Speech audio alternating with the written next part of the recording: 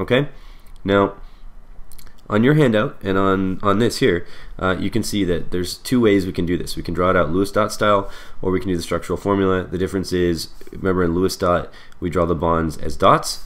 In structural formula, we draw the bonds as lines.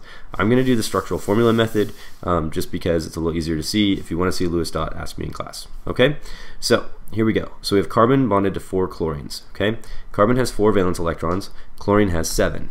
All right, so I'm going to start off by doing my Lewis dot. So carbon has 4 valence electrons, like so. Remember the single dots, those single electrons, those are the electrons that have the ability to form the bonds, right? Singles want to mingle, meaning they're going to form the bond. They're going to create those covalent bonds.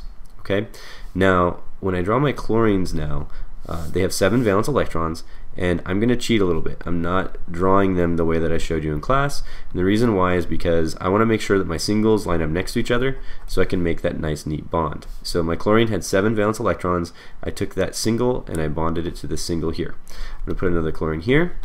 Again, I'm going to draw my dots in a way that lets me put my single next to this single so I can get my nice neat bond right there. Okay, then I'm going to put chlorine here. Okay, there's another bond, and then last but not least, we'll put a chlorine here. Okay, so there is my structural formula. So really, I drew it out, but honestly, we said just a moment ago that there's only one shape that has a center bonded to 4 things. What's the prefix for 4? It's tetra, right? So tetrahedral. Okay, and really, when you see carbon bonded to 4 things, pretty much anytime you see a tetrahedral, it's going to be carbon bonded to 4 things. Okay, so moving on. Example number 2. We have a fluorine bonded to a fluorine. So fluorine, just like chlorine, has 7 valence electrons. So I go 1, 2. I'm going to draw these again so that they line up nice and I can form my bond real easy. So then I take my other fluorine. I'm going to put the single on this side. Okay, so fluorine has, each of them have their 7 valence electrons. I connect the singles. There's my bond. Okay, what shape is this? Well, as we said earlier, anytime you have 2 atoms, right? So atom, atom, and you join them, it can only form a straight line. So the shape is linear. Okay? Whoops, and I kind of moved that in the wrong spot. There we go. That's in the right spot now. That's fluorine. Okay. Now, third example, let's clear this. We have a sulfur bonded to 2 chlorines. Okay? Now, sulfur, just like oxygen, has 6 valence electrons, and we've already said chlorine has 7. Okay, so I'm going to start off by drawing my sulfur, and we go 1, 2, 3, 4, 5, and 6. Okay, something I would have mentioned earlier, I should mention now, should have mentioned earlier anyways.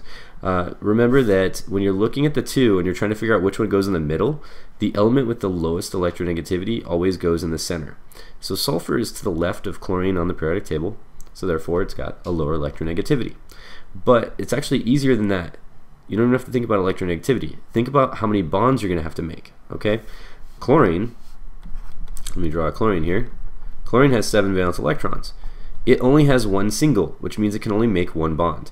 We know we're going to have to connect 3 things together, so the substance that has, or the atom that has the ability to make the most number of bonds is generally going to be in the middle. In this case, it's sulfur because sulfur has 2 singles, therefore it has the ability to make 2 bonds. So it's going to make 1 bond with this chlorine, and then it's going to make 1 bond with the other chlorine right here. Okay, so now what is this shape? Okay, notice we have 3 things bonded together. Okay, on the center we have some unshareds. Okay, so we have a center with 2 things attached and some unshared electrons. This would be bent. Okay, normally they would be straight, right? So if we draw this out, it'd normally be straight, except that those unshared electrons, they're going to cause repulsion and they're going to bend that linear molecule. Okay, all right, last but not least, final example. We have phosphorus bound to 3 chlorines. Okay, phosphorus, just like nitrogen, has 5 valence. Chlorine has 7. So I draw my phosphorus, and I'm going to go 1, 2, 3, 4. Make that a little darker. And 5 valence, right? Then I draw in my chlorines. We've drawn lots of chlorines, so we should have lots of practice now. Okay, I'm going to connect this right here. My next chlorine, connect it, and then my final chlorine. There's my single. Remember, it needs 7 dots. There's my 7 dots, and I connect it across. Okay, so what's the shape? Well, hopefully you've already figured this out. 3 things attached to a central atom, which means trigonal, pyramidal. All right, and that is it for the notes. So make sure you complete your whisk, and we will see you tomorrow.